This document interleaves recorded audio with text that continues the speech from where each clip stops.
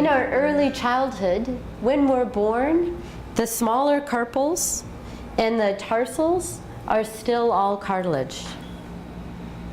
And the process of learning to crawl and walk and run in our first couple years of life is what provokes the ossification and transformation into bone of those cartilage precursors.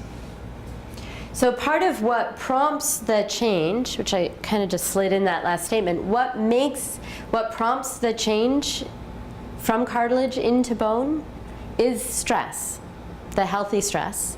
The whatever pressure is traveling through. In the embryo, it's not a lot, but it's enough to provoke some change into bone from cartilage. And then what we're actually doing is we're crawling and weight bearing and rolling around, and all of that is also then prompting the next thing, and then the next thing, and then the next thing to turn into bone. What tells them when to do it is partly the presence of stress, partly the presence of the activity that directs force through the cartilage, but also some readiness that's that I haven't ever heard a really specific reason for what it is, but I suspect it has to do with a relational thing.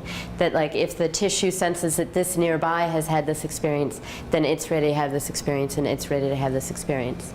So that I don't think you can skip ahead and ossify something before out of sequence. But I'm not positive about that. Force the embryo to exercise in a certain way. Yeah, that you could force the embryo to exercise in a certain way and like get the acetylum all set to go before you, yeah.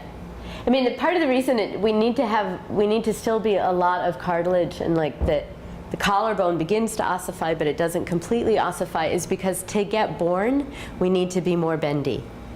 So there's a lot that's still, if the collarbones were completely ossified, it would make it much harder to get out of that little opening in the pelvis.